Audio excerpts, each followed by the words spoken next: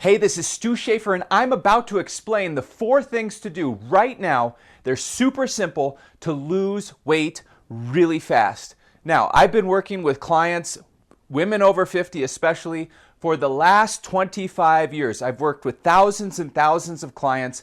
I've cracked the code on how to lose weight quickly and permanently without wrecking your body, and this is critical. The number one mistake people make when they try to lose weight is they reduce their calories. For the love of Pete, do not reduce your calories. Whatever you do, don't cut your calories. Everyone thinks this is the best way or the only way to lose weight, and they'll flat out say it. The only way to lose weight is to be in a calorie deficit. This is not true. Your body is so much more complex than that, and you can manipulate your food and exercise in a way where you don't have to restrict calories. You'll never feel hungry, no cravings, no energy dips, and you'll be able to lose weight and burn off body fat faster and easier than ever before. Your body has thousands of chemical reactions happening every second. It's a little bit more complex than just calories in, calories out. If you restrict your calories and you try to go into a calorie deficit to lose weight, all you're going to do is wreck your body. You're going to wreck your metabolism. In some cases, you can slow down your thyroid, and in other ways, you can throw your body in starvation mode, and then it starts producing an enzyme that makes it easy to store fat. Well, this is why so many people gain the weight back and then keep gaining the weight. Now, by the time I work with someone in their 50s or 60s, they've done that. They've wrecked their body, and now it feels impossible to lose weight, and we have to heal the body and undo that. Well, I'm going to give you some tricks right now, 4 things to do that will allow you to avoid that in the first place. Really quick, let me just explain a couple of things about the body. When you don't eat enough, your body will do 2 things, 3 things really. Your cortisol will go up, which prevents you from burning fat. It'll also cause you to burn muscle, so you'll end up burning off muscle, which will slow down your metabolism. And your body will go into this starvation mode I mentioned just a few seconds ago. And then your body will start producing an enzyme called LPL. And you know what that enzyme does? It makes your fat cells really sensitive, so it becomes very easy to store fat when you eat. In fact, the food is more likely to go to your fat cells than it is where it should go, which is your muscles, your liver, your brain, your organs, your cells. Now, the reason the body does this is it thinks it's going to starve. So it wants to take whatever you're eating and it wants to save it for later. And the only place it can store it like that is your fat cells. Okay, if it didn't do that and you really were starving, you would end up dying. So this is a good mechanism the body has for survival, but it's bad for fat loss and weight loss. So let's look at what should you do. What are some four things you can do right now to prevent yourself from wrecking your body, but still burn off body fat really quick. Okay, I'm going to start with number 1, which you may have heard before, but we're going to dive in a little bit deeper. But each of these 4 is vital, and if you string them all together right now, you will be shocked at how quickly you'll start losing weight without cutting calories, okay? Okay, number 1 is protein. You need enough protein. Let me go over a couple of rules for protein. First of all, you should be getting it at every single meal, and you need to be getting the right type, which would be called a complete protein. Now, for those folks out there that eat meat and fish and poultry, that's where you want to get your protein. For those of you who are plant-based, there are still other plant-based complete proteins like the protein in quinoa, the protein in edamame and soy and tofu. And also there's a great protein that a lot of my clients will eat, and it's called soy-free tofu, and it's made from fava beans. This is a great option as well. It's very versatile. But you want to have protein at every single meal. Why?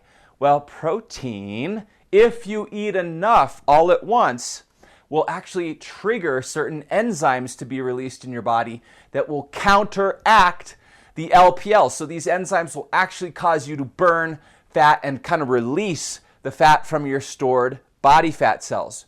The other thing protein does is it increases something called muscle protein synthesis. That means you're unlikely to burn off muscle. This will prevent you from burning muscle and destroying your own metabolism.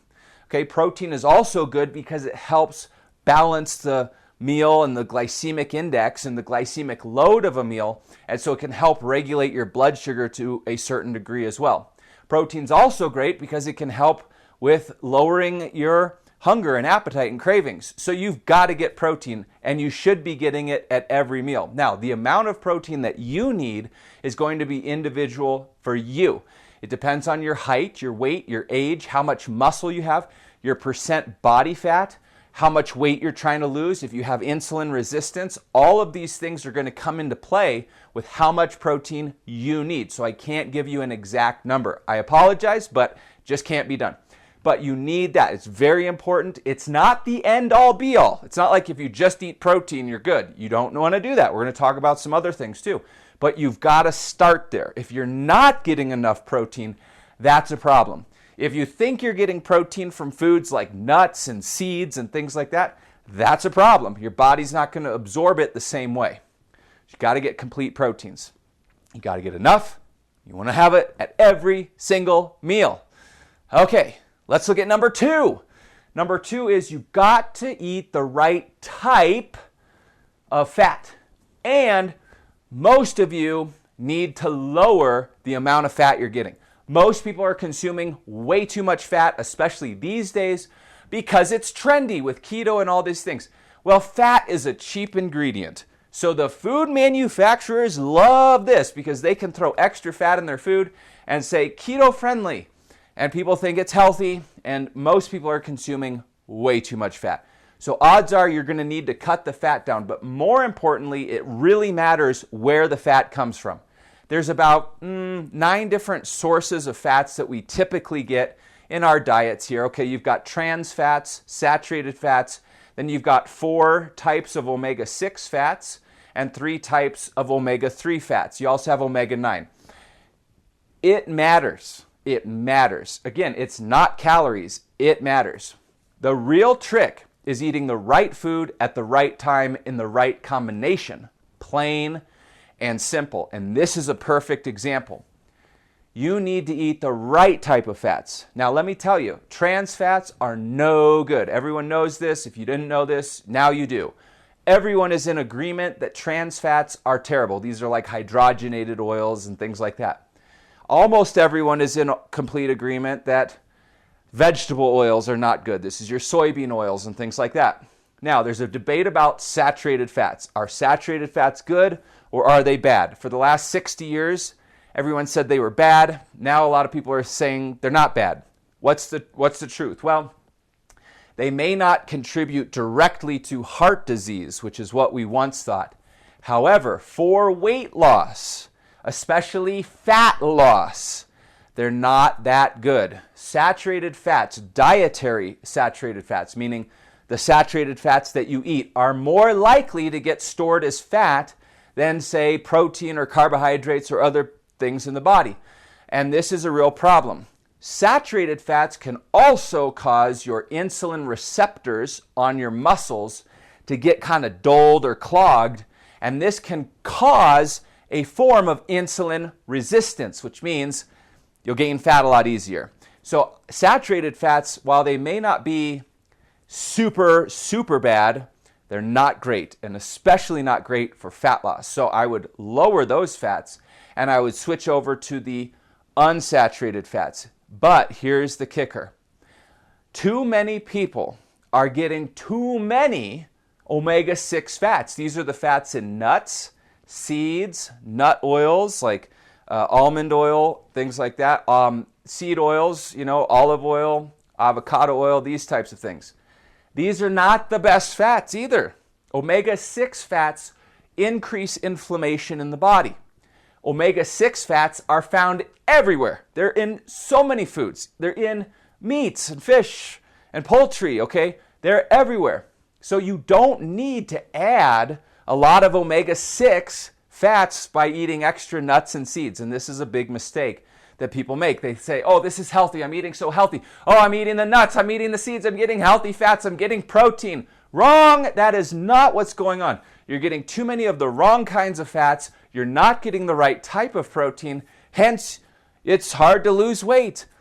You want to focus on omega-3 fatty acids. Generally, there's three we get in our diet. There's EPA, DHA, and ALA. You want the EPA and DHA, which are in fish, and specifically fish oils. These would be things like salmon, sardines, herring, for example, haddock, things like that. I don't know, those are less common. But salmon, sardines, those are a little bit more common. Those are really high in omega-3. And the EPA and DHA omega-3 will lower inflammation in the body. They're not very likely to get stored as body fat. They help your hair, skin, and nails. They help your eyes. They a lot of times will get stored more as brown fat, which is metabolically active, helps regulate your temperature. And so they're much more advantageous for fat loss. So not all fats are created equal. Forget about the calories. It's the right food, right time, right combination. And this is a prime example. Most of you need to lower your fats. You're getting too many. And you need to switch over your fats from saturated and omega-6 to more omega-3. Plain and simple. Now, flaxseed.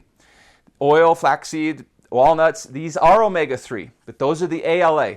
They don't get converted as well in certain people. So you do want to focus on the EPA and DHA, although things like the ALAs in walnuts, flaxseed, chia seeds might have them too a little bit, and flaxseed oil aren't bad, but they're not ideal. They're not the best. Okay, the best is the fish oil. All right, so change the type of fat, lower the fat a little bit. Okay, now number 3, we need to bring in more carbs. Carbs are more metabolically stimulating. That means they make your metabolism go faster. They help the liver convert T4 to T3, which increases your thyroid levels, which speeds up your metabolism. Carbs are actually very beneficial for weight loss. They'll also help lower cortisol in your body, which most women really struggle with. And if you're in menopause, perimenopause, or postmenopause, this is a killer. This really will stop weight loss in its tracks. So if you reintegrate carbs and you're eating enough of them, that will counteract the cortisol. It'll settle it down. So you stop burning muscle. You can start burning fat again, and it doesn't wreak havoc with your hormones. But carbs also stimulate your metabolism. The key is you do need the right types of carbs, okay? There's obviously sugar, which isn't very good. There's processed carbs, which isn't very good. You have basic carbs like, say, fruit, which is a combination of glucose and fructose. You have dairy carbs, which is lactose, which is a combination of galactose and glucose. And then you have the polysaccharides like rices and sweet potatoes and things like that, which are a bunch of glucose molecules all connected together. Now you have kind of this in-between class called oligosaccharides. Okay, you don't need to know that. It's a weird fancy term, but these are the things like breads and pastas and beans and lentils, where the breads and pastas, essentially it's a carb that has been ground down and processed and then reconstituted into some sort of a food. Those typically aren't very good, okay? The beans and lentils, this is a tricky topic because a lot of people, their gut is not in good gut health. And so they can't digest beans and lentils very well, and it causes a tremendous amount of stress on your gut, your digestive tract. It can cause extra inflammation. It can lead to a bacteria overgrowth or a candida overgrowth. And this is not good for weight loss. It's not good for your health. You want to be cautious that you're not eating beans and lentils unless you've really done a lot of work to repair your gut and it's functioning extremely well. So what kinds of carbs do you want? Fruit are actually really good. They really help stimulate your thyroid. They feed the liver. But here's the catch. Picture your liver. It's got a finite capacity, okay? It's an organ. It's like a gas tank. If you fill it up, that's fine, that's good. But if you overfill it by consuming too much fruit or too much fructose or something like that, then that's bad. It goes over capacity, and this is why you hear a lot of negative things about fructose, like how it contributes to non-alcoholic fatty liver, how it causes your liver to produce fat, all these other things.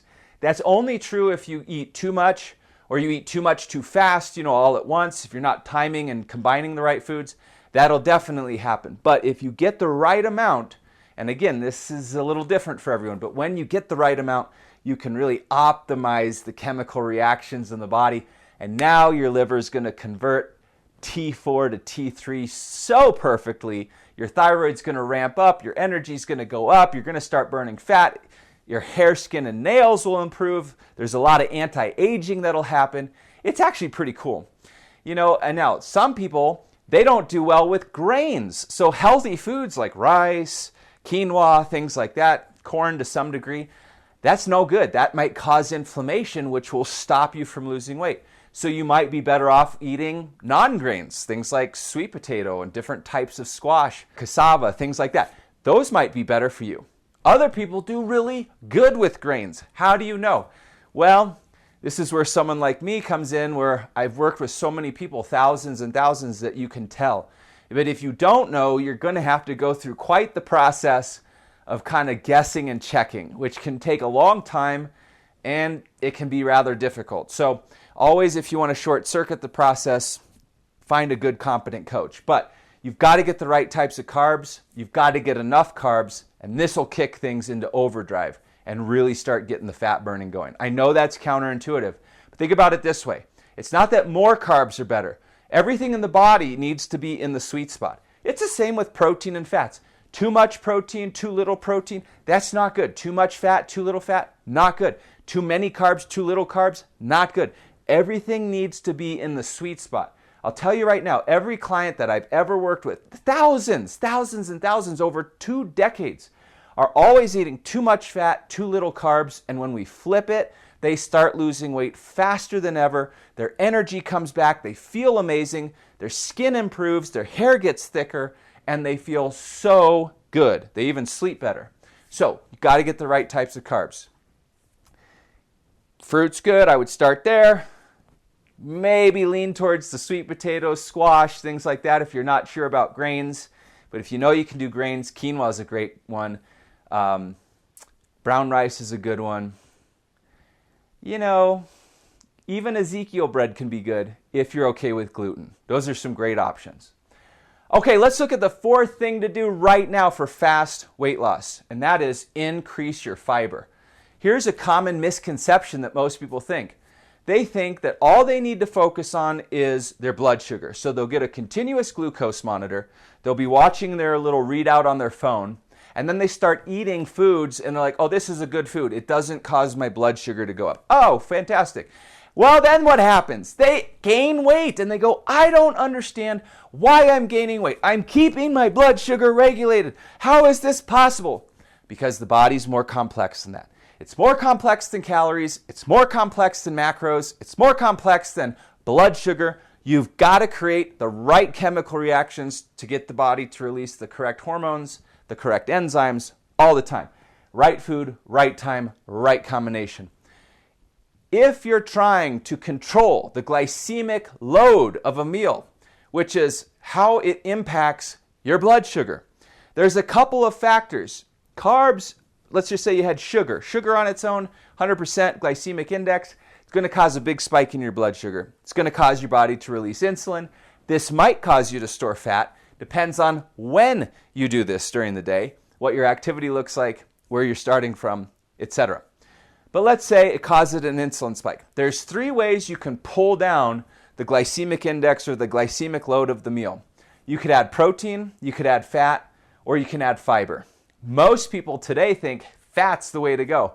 It's not, okay? First of all, protein has a 10 times stronger effect in reducing or blunting the effect of the blood sugar.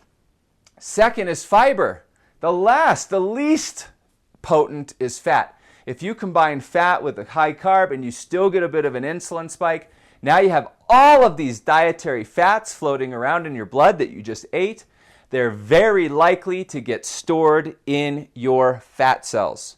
Okay, if you're using protein, if you're using carbohydrates and you're adding fiber, the food you eat is much more likely to go to your muscles and your liver, which will increase your metabolism. It'll give you lots of energy. It'll help speed up your thyroid. There's way more benefit to doing it this way, and you don't have to restrict foods. The other benefit is when you get your body used to this, you have a lot more leeway to cheat, to splurge, to go out, and your body won't automatically just gain the weight back like so many people do when they reduce calories and do the typical diets. Now, I'm going to splash up 2 videos right now that are going to dive really deep into the food, combinations, timings, everything you need to know. Go watch those videos. There's 2 links in the description. We've got some great free resources at our website, stewschaefer.com. Click the links below. Get those free resources, a masterclass, a quiz to tell you where you're at. I'll see you on the other videos. Click the links, get the free resources, click the videos. I'll see you over there. I hope this was helpful. All right, take care.